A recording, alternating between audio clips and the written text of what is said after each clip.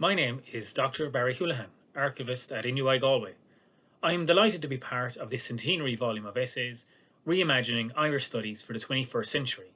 My sincere thanks to the editors of this book, Dr. Eamon Maher and Dr. Eugene O'Brien, and also my congratulations to Eamon on this 100th volume in the landmark Reimagining Ireland series.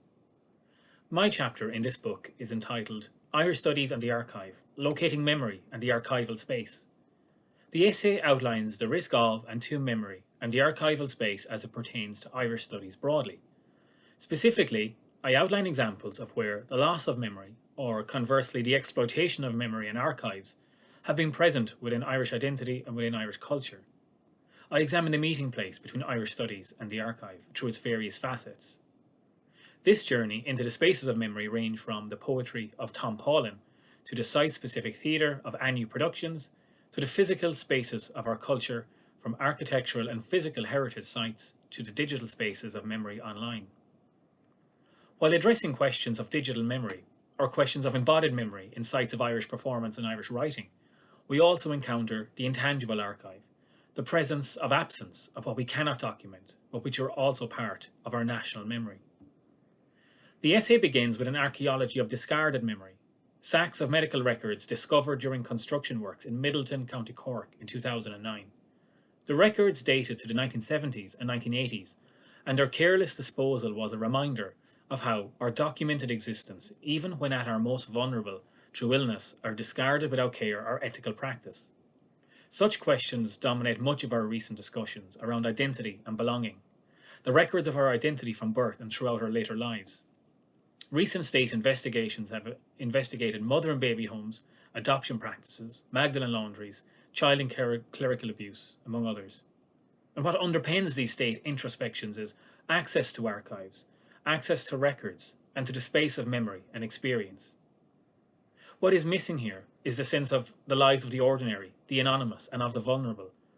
As historian Margaret Scull points out, and I quote, "Modern Irish history at times remains trapped in the political, only surveying high politics through government archives." End quote.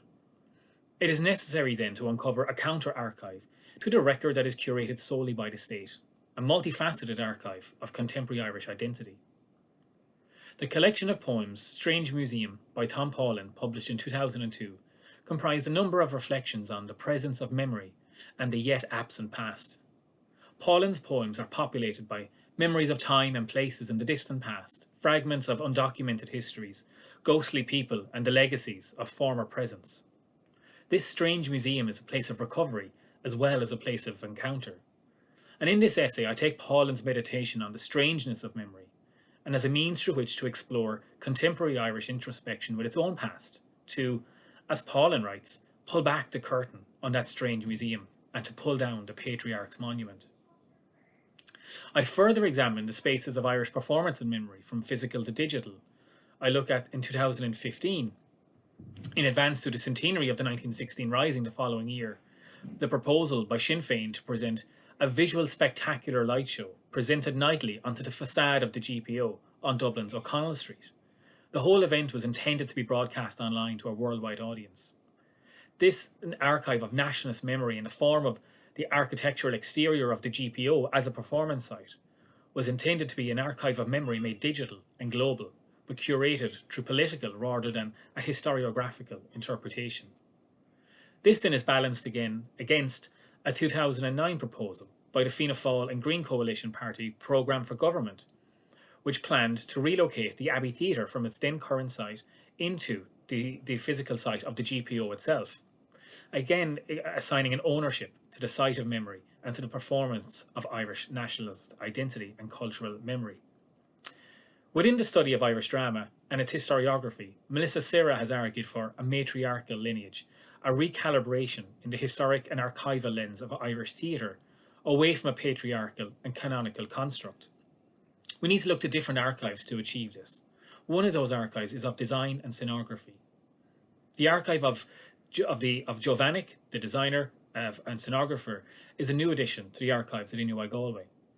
It allows us to move beyond photographic or textual records of fixed moments of performance and access the scenic development made possible through Vanik's research and design materials. For example, when designing By the Bog of Cats by Marina Carr, Vannick's archive becomes an archive of landscape of the bogs of the Midlands, an archive of memory entwined within the landscape itself. And Vannick's design notebooks and his own research materials become a living record of collaboration and of the body in performance. The literary archive of writers' networks present evidence and conversations of intellectual exchange through correspondence and letters and related records, the concentric layers of archives within archives. The curation and exhibitions allow further excavating of these networks. One such exhibition studied in the chapter is Arrow to the Heart, a study of Kate O'Brien, which was curated by Cathy Rose O'Brien and hosted by the Museum of Literature of Ireland. Finally, the essay examines the performance of archival space and the secrets of the state. The Sin Eaters was a large-scale, site-specific production by Anu Productions as part of the Dublin Theatre Festival in 2017. The choice of the Pigeon House site by Anu Productions to host this piece, with its interior laboratory space, was significant in that it challenges the enforced and systemic silencing of human voices and the documented testimony of women within the state. This production explored the processes of collective sin eating on part of the Irish people as a process to begin absolving the social stigma inflicted upon these women who were systematically confined within institutional networks. The essay concludes on the argument that the archive must reject its quality as a strange museum, as put forward by Tom Paulin, and continue to be challenged, renewed and assessed on its ability to function fairly in service to the people of the state and to provide accountability and ultimately function as a record of Irish identity to enable and inspire a future Irish studies.